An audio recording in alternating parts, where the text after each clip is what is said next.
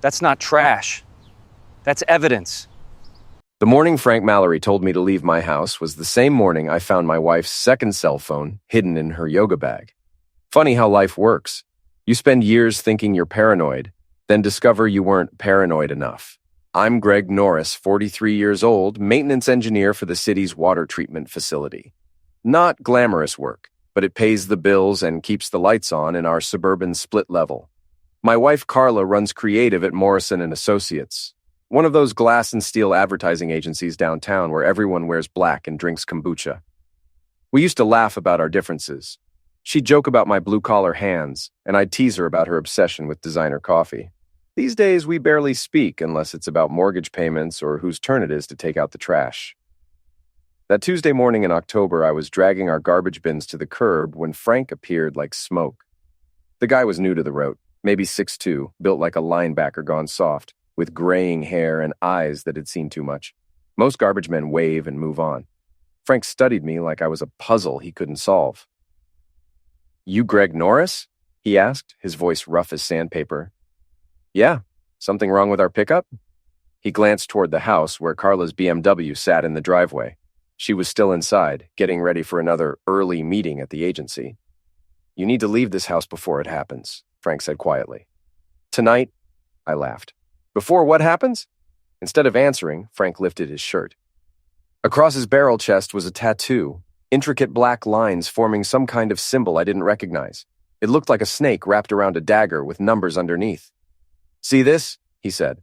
"Your wife's got the same one. Small version, on her left ankle." My mouth went dry. Carla did have a new tattoo. She'd claimed it was some Pinterest design she'd fallen in love with. I'd barely looked at it. "Who are you?" I asked. "Someone who knows what's coming." Frank dropped his shirt and grabbed our trash bin. "Don't tell your wife about this conversation. And Greg, tonight means tonight." He walked away, leaving me standing on the sidewalk with a dozen questions and no answers. I should have listened. Inside, Carla was rushing around the kitchen, grabbing her travel mug and laptop bag. She looked stunning as always, auburn hair perfectly styled, makeup flawless, wearing a black dress that probably cost more than I made in a week. "You're up early," she said without looking at me. "Garbage day." I watched her face carefully. "Hey, can I ask you something about that tattoo you got?" She froze for just a second, barely noticeable unless you were looking for it. "What about it?" "Just curious where you found the design. Guy outside said he'd seen it before." "What guy?" Now she was looking at me and something cold flickered in her green eyes. "New garbage man, Frank something." Carla's expression smoothed out, but I caught the tension in her shoulders. "I told you. I found it online. Pinterest has thousands of designs." "Yeah," I said, "and I'm the tooth fairy." She forced a laugh. "You're being weird, Greg. I'm late for my meeting." After she left, I went through her yoga bag more carefully. The second phone was a cheap Android, password protected. When I tried to turn it on, the battery was dead. I found a charger that fit and plugged it in, then headed to work. All day, I couldn't shake Frank's warning. The guy had prison written all over him, the way he carried himself, the way his eyes never stopped moving, that tattoo. And if Carla really had the same symbol, I left work early and drove home, my mind spinning scenarios. Maybe I was overreacting. Maybe Frank was just some ex-con trying to mess with people's heads. Maybe Carla's new secretiveness was about something innocent, a surprise party, a new job, anything but what my gut was telling me. The fake grenade was sitting on my windshield when I got to the car. It looked real enough to make my heart stop, military green with a pin and everything. But when I picked it up, it was obviously plastic, the kind of thing you'd buy at a costume shop. There was a note attached. "Mind your own business." "That's one way to spice up a Monday," I muttered, though it was Tuesday and I wasn't feeling particularly witty. I looked around the parking lot, a few other cars, but no one watching that I could see. The water treatment plant wasn't exactly a high-traffic area. Whoever had left this knew where I worked, knew my car. My hands were shaking as I drove home. Carla's BMW was already in the driveway, which was unusual. She rarely got home before 7. I found her in the kitchen, pouring wine with hands that weren't quite steady. "You're home early," I said. "Slow day." She didn't meet my eyes. "How was work?" I pulled the fake grenade from my jacket pocket and set it on the counter between us. "Found this on my car. Any idea who might want to send me a message?" Carla stared at the thing like it might explode. "What is that?" A conversation starter. I kept my voice level, along with a note telling me to mind my own business. Now, what business might that be, Carla? How would I know? But her voice had gone up half an octave. Maybe it has something to do with matching tattoos or second cell phones hidden in yoga bags? The wine glass slipped from her hand and shattered on the kitchen floor. Red wine spread across the white tiles like blood. I don't know what you're talking about, she said, but we both knew she was lying. That night I barely slept. Every sound made me jump. The house settling, the neighbor's cat on the fence, the wind rattling windows. Around 3 a.m. I got up and checked all the locks, then sat in the living room with a baseball bat across my knees. Frank had said tonight. What exactly was supposed to happen tonight? Nothing did. But the next morning, everything changed. I was leaving the hardware store Wednesday evening when they jumped me. 3 guys in hoodies, faces covered, moving like they'd done this before. The parking lot was nearly empty, just my pickup truck and a few other vehicles under the flickering streetlights. Hey, one of them called out. You Greg Norris? I should have run. Instead, I stopped and turned around like an idiot. Yeah, do I know you? The first punch caught me in the stomach, doubling me over. The second one hit my kidney, sending fire up my spine. I went down hard on the asphalt, tasting blood. Stay away from Carla's business, one of them whispered, his voice muffled by the hoodie. This is your only warning. They kicked me a few more times, ribs, back, legs, then melted away into the darkness. I lay there for maybe 10 minutes, inventory my damage. Nothing broken, but I'd be feeling it for weeks. A couple found me and called an ambulance. The EMTs wanted to take me to the hospital, but I convinced them I was fine, just bruised ribs and wounded pride. They cleaned up the cuts and sent me home with advice to see a doctor if the pain got worse. Carla was waiting when I walked through the front door, moving like an old man. Jesus, Greg, what happened? Got mugged in the hardware store parking lot. I watched her face carefully. 3 guys, they seemed to know my name. Did you call the police? Not yet. Figured I'd clean up first. She helped me to the bathroom, and for a moment it felt like old times. Her hands gentle as she cleaned the cut on my forehead, her voice soft with concern, but I caught her looking at me in the mirror with an expression I couldn't read. Maybe you should stay home tomorrow, she said. Maybe I should figure out who wants me beaten up. Her hands stilled. What do you mean? They mentioned your name, Carla. Said to stay away from your business. What business would that be? I have no idea. But she was lying again, and we both knew it. The next morning, I called in sick and drove to the hospital anyway. Not for my ribs, for the security footage. I knew the parking lot had cameras, and I wanted to see if I could identify my attackers. The security guard was sympathetic but unhelpful. Footage gets wiped every 72 hours unless there's a police report. You want to file one? I was considering it when I saw him, Vincent D'Amato, walking through the hospital lobby like he owned the place. Tall, athletic, wearing an expensive suit and a smile that made my skin crawl. I'd seen him before, at Carla's office Christmas party last year. He'd introduced himself as a consultant, but something about him had set my teeth on edge. Now he was here, at the hospital where I'd been treated for a beating. That couldn't be coincidence. Our eyes met across the lobby. His smile widened and he gave me a little wave before disappearing through the exit. I followed him outside, but he was already getting into a black Mercedes with tinted windows. As he drove away, I memorized the license plate. Back home, I did some research. Vincent Vin D'Amato had a record: assault, extortion, suspected ties to organized crime. No convictions in the last 5 years, but the kind of guy who made his living in the gray areas of the law. And he was connected to my wife somehow. I was still researching when Carla got home. She found me at the computer scrolling through newspaper articles about D'Amato's various arrests. What are you doing? She asked. I turned the screen toward her. Recognize him? She barely glanced at the photo. Should I? Vincent D'Amato. Vin to his friends. Ring any bells? I don't think so. Funny. I saw him at the hospital today, right after I was asking about security footage from my beating. Then I remembered he was at your office Christmas party. Carla's face went pale. Lots of people were at that party. But not lots of people have criminal records for assault and extortion. You're being paranoid, Greg. Am I? Because yesterday, 3 guys who knew my name beat the heck out of me and told me to stay away from your business. Today, a known criminal shows up at the same hospital where I was treated, Either I'm the unluckiest guy in town or someone's sending me a message. Carla sat down heavily in the chair across from me. For a moment, I thought she might actually tell me the truth. Instead, she said, "Maybe we should go to the police." Maybe we should.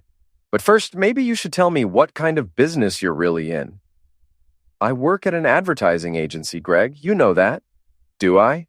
Because lately you're working a lot of nights, taking a lot of private calls, and hanging around with guys who have rap sheets. I don't. She stood up abruptly.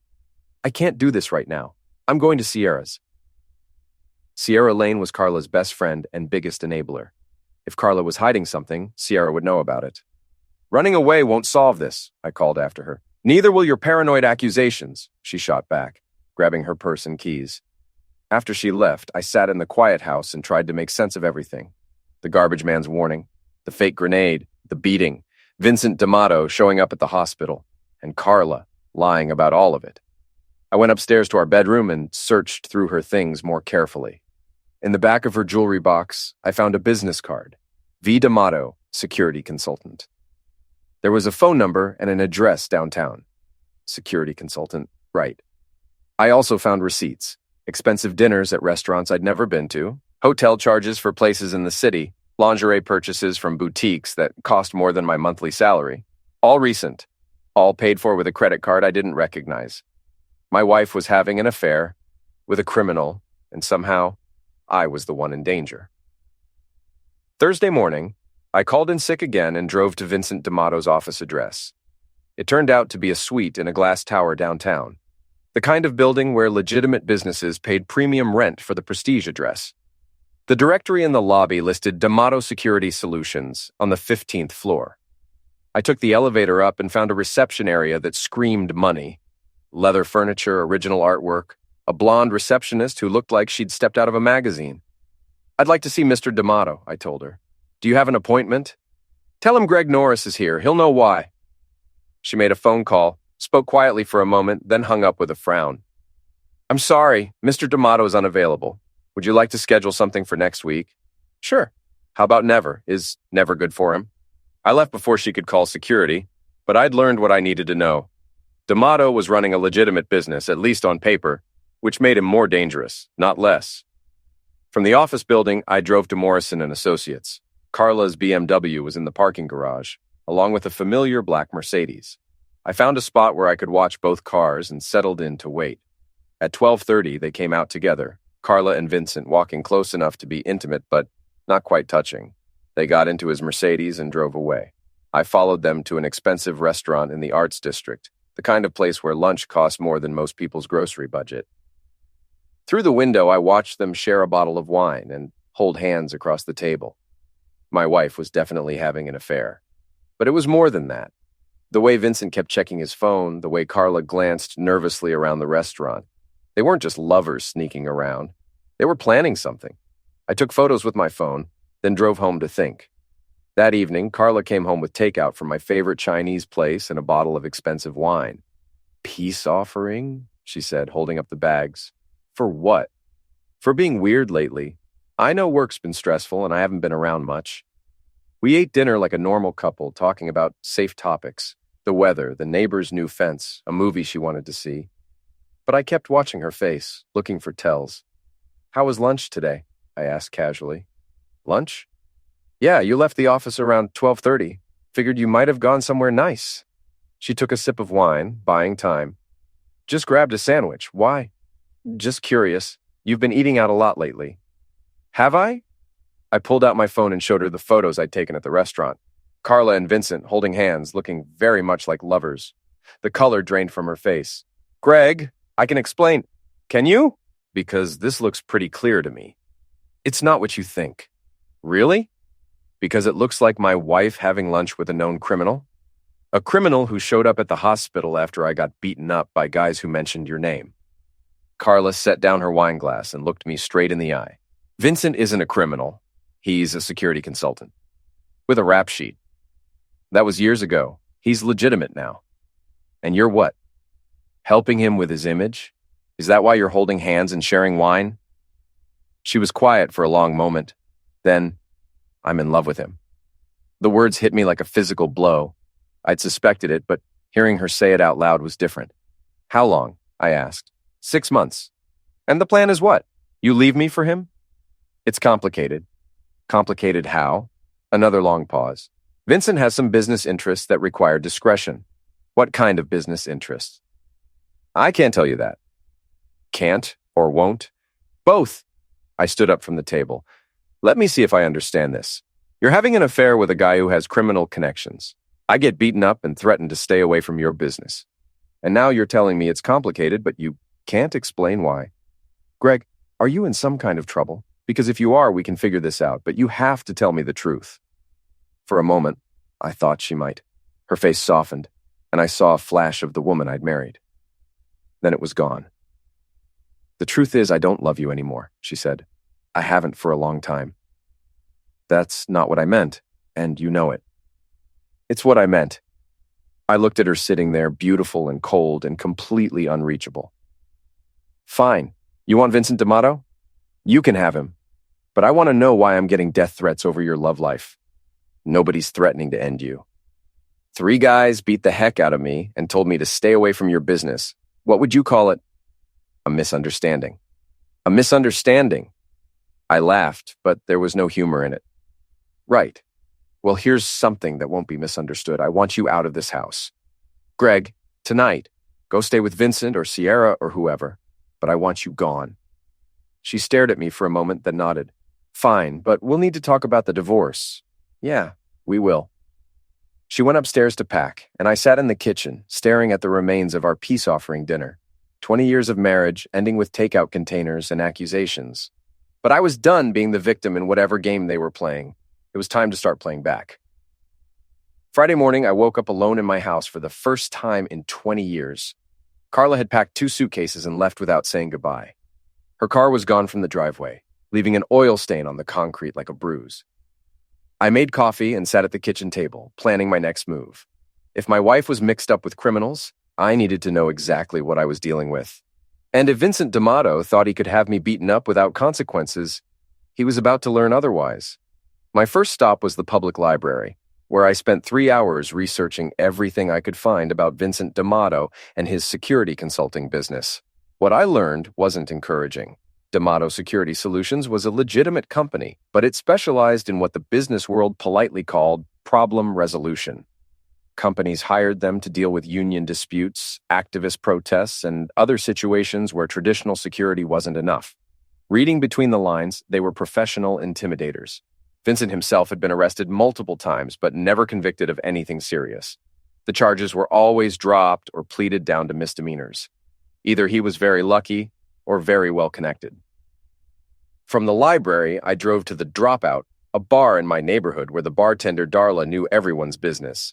If there were rumors about Vincent D'Amato or my wife, she'd have heard them. Greg, she called out when I walked in. Heard you got roughed up the other night. You okay? Word travels fast. Honey, in this neighborhood, everything travels fast. What happened? I ordered a beer and gave her the sanitized version. 3 guys jumped me in a parking lot, probably random. Random, my A, Darla said. Nobody gets jumped random anymore. It's always about something, money, women, or business. What if it's about all 3? She leaned closer, lowering her voice. You asking hypothetically, or you got something specific in mind? I pulled out my phone and showed her Vincent's photo from the newspaper articles. You ever see this guy around? Darla studied the picture, frowning. Maybe. He looks familiar, but I can't place him. Why? He's involved with my wife. Involved how? The way that ends marriages? Crap, Greg, I'm sorry. She poured herself a shot and knocked it back. You want me to ask around? See what people know about him? Would you? Course, but be careful, okay? Guys who get other guys beaten up don't usually stop at one warning. I finished my beer and drove home, feeling like I was finally making progress. It wasn't much, but it was something. That evening, my neighbor, Mrs. Krantz, knocked on the door. She was 70-something, lived alone, and made it her business to know everything that happened on our street. Greg, dear, I wanted to check on you. I saw Carla leave with her suitcases. We're having some problems. I figured as much. She's been getting a lot of visitors lately. Different cars in the driveway, at odd hours. This was news to me. What kind of visitors? Well, there's that man with the black car, very handsome, but something about him. She shuddered. And then there are the others. Others. Rough-looking men. They come at night, never stay long. I've been meaning to ask if everything was all right. When was the last time you saw them? Tuesday night. 2 men in a van. They sat outside for maybe an hour, just watching the house. Tuesday night. The same night Frank had warned me to leave. Mrs. Krantz, if you see anyone like that again, would you call the police? Of course, dear. Are you in some kind of trouble? I'm starting to think I might be. After she left, I did a thorough search of the house. In the basement, I found something that made my blood run cold. A small surveillance camera hidden behind the water heater. It was wireless, battery-powered, and had been there for at least a month based on the dust pattern around it. Someone had been watching me in my own home. I left the camera where it was, but disconnected the battery. If they were monitoring me, I wanted them to think it had simply malfunctioned. That night, I barely slept. Every sound outside made me reach for the baseball bat I'd started keeping beside the bed. Around 2 a.m., I heard a car engine idling in the street. I looked out the bedroom window and saw a dark van parked under the broken streetlight, exactly where Mrs. Krantz said she'd seen one before. I watched for 20 minutes, but nobody got out. Finally, the van drove away. Saturday morning, I called Detective Ray Weller at the city police. We'd worked together on a case involving vandalism at the water treatment plant, and he'd struck me as a straight shooter. Greg, what can I do for you? I need to report some threats and harassment. Come in Monday morning, we'll file a report. This can't wait until Monday. Something in my voice must have convinced him, because he agreed to meet me at the station that afternoon. I brought everything: photos of Vincent and Carla, the fake grenade, documentation of the surveillance camera, Mrs. Krantz's statement about the suspicious visitors. Weller listened patiently, taking notes. This is a heck of a situation, he said finally. But I'm not sure what we can charge anyone with. The assault is he said, she said without witnesses. The surveillance camera was in your own house, so technically no crime there. And having lunch with someone isn't illegal even if they have a record. So I'm supposed to just wait for them to escalate. I didn't say that. Let me make some calls. See what I can find out about D'Amato's current activities. In the meantime, document everything. And Greg, watch your back. I left the police station feeling frustrated but not defeated. At least now there was an official record of what was happening. That evening, Carla called. We need to talk, she said. I'm listening. Not over the phone. Can you meet me somewhere? Where? The coffee shop on 5th Street. 1 hour. I almost said no, but I needed answers, and this might be my only chance to get them. Fine. 1 hour. I got to the coffee shop early and chose a table near the back where I could see the entrance. Carla arrived exactly on time, looking nervous and tired. She'd lost weight in just 2 days, and there were dark circles under her eyes. You look like heck, I said as she sat down. Thanks, you're not exactly glowing yourself. What did you want to talk about? She ordered a latte and stared at it without drinking. I want you to drop this investigation. What investigation? Don't play dumb, Greg. I know you've been asking questions about Vincent, following us around, talking to the police. How do you know about the police? Vincent has friends in a lot of places, including the police department, including everywhere that matters. I leaned back in my chair, studying her face. Are you trying to warn me or threaten me? Both, I guess. Why? What's Vincent involved in that's so important you're willing to throw away 20 years of marriage? It's not about Vincent. Then what's it about? She was quiet for a long moment, staring out the window at the evening traffic. When she finally spoke, her voice was barely above a whisper. It's about staying alive. What do you mean, staying alive? I asked. Carla glanced around the coffee shop nervously. Can we go somewhere more private? Like where? Your truck, we can drive around. I didn't like the idea of being alone with her in a confined space, but I needed to hear what she had to say. We left the coffee shop and got into my pickup. Drive toward the industrial district, she said. I pulled out of the parking lot and headed west, toward the part of town where the factories and warehouses were. The streets were mostly empty on a Saturday evening. Start talking, I said. Vincent isn't just a security consultant. He's involved with some people who don't forgive mistakes. What kind of people? The kind who had you beaten up as a gentle reminder? Gentle reminder of what? To mind your own business? I stopped at a red light and turned to look at her. Carla, I need you to explain this from the beginning. What did you get involved in? It started innocently enough. Vincent's company needed help with their marketing materials. Morrison and Associates took on the contract, and I was the account manager. When was this? About 8 months ago. Vincent and I started working together, and one thing led to another. You had an affair. Yes, but it wasn't just about the love, Greg. Vincent made me feel alive again, important, like I mattered. The light turned green, and I drove through the intersection. Go on. After we'd been seeing each other for a few weeks, Vincent told me about his other business interests. Import-export, he called it. What kind of imports and exports? The kind that don't go through customs. My stomach dropped. Pills? Among other things. Jesus Christ, Carla. It wasn't supposed to involve me directly. I was just helping with the legitimate side of his business. But then, one of his shipments got intercepted by the DEA. When? Last month. Vincent lost a lot of money, and worse, he lost credibility with his partners. They blamed him for being careless. What does this have to do with me? Vincent told them he was being watched, that someone was asking questions, making him nervous. He mentioned your name. I pulled over to the side of the road and put the truck in park. He what? He told them you were suspicious of him, that you might cause problems. They decided to send you a message. The beating. Yes. And the surveillance camera in my basement? That was Vincent's idea. He wanted to make sure you weren't gathering evidence. I sat in the driver's seat trying to process what she was telling me. My wife had gotten involved with pills dealers, and I was paying the price for her poor judgment. Why didn't you just leave him? I asked. When you found out what he was really involved in? Because by then it was too late. I knew too much. Vincent said his partners would never let me walk away. So you decided to throw me under the bus instead? I tried to protect you. I told Vincent you weren't a threat, that you were just being a jealous husband. Apparently he didn't believe you. No, and now things are getting worse. Worse how? The DEA is investigating Vincent's business. They've been asking questions, following people. Vincent thinks someone's cooperating with them. Someone like who? Someone like you. I stared at her. I haven't talked to the DEA. I know that. But Vincent doesn't believe me anymore. He thinks you're working with law enforcement. Because I went to the police about getting beaten up. Because you went to the police at all. A car drove past us slowly, and Carla ducked down in her seat. Who was that? I asked. I don't know. Maybe nobody. I'm just paranoid now.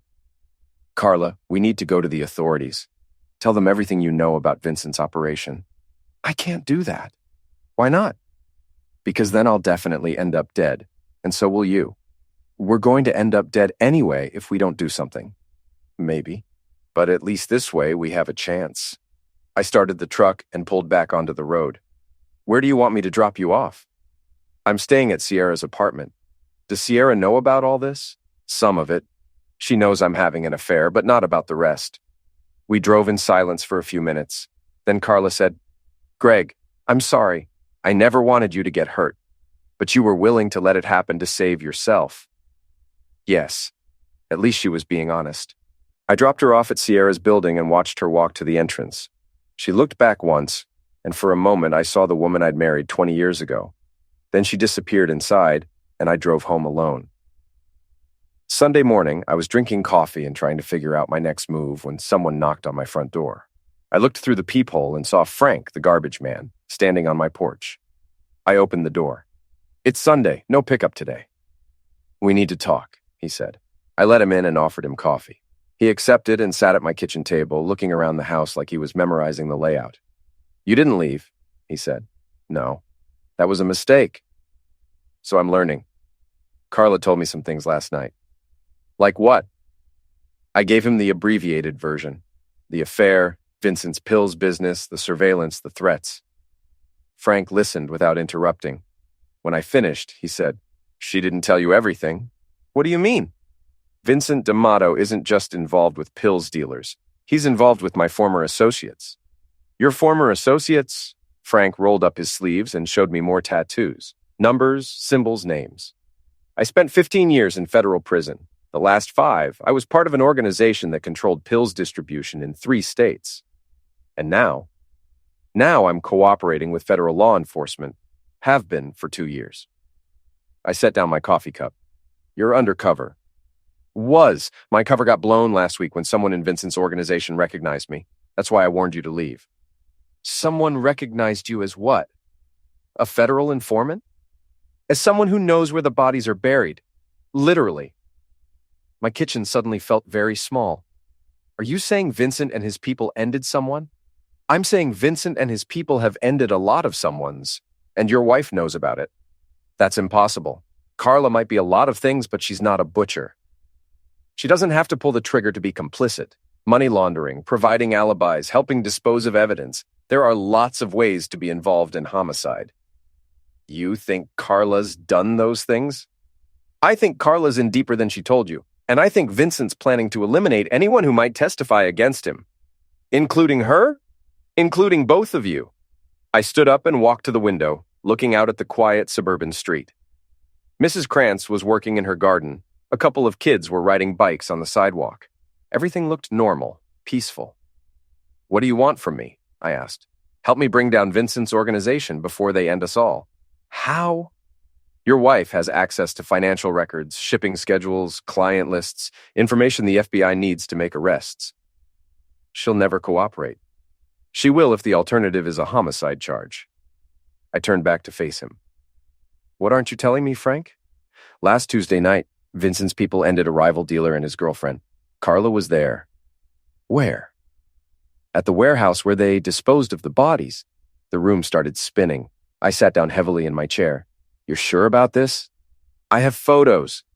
He pulled out a cell phone and showed me surveillance pictures taken with a telephoto lens. Vincent and two other men loading what looked like body bags into a van.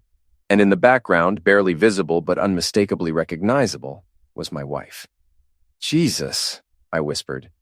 The FBI wants to arrest Vincent's entire organization, but they need someone on the inside to provide evidence. Your wife is perfectly positioned to do that. And if she refuses, then she goes down with the rest of them. I stared at the photos on Frank's phone. 24 hours ago, I thought my biggest problem was a cheating wife. Now I was looking at evidence that she was an accessory to homicide. What do you need me to do? I asked.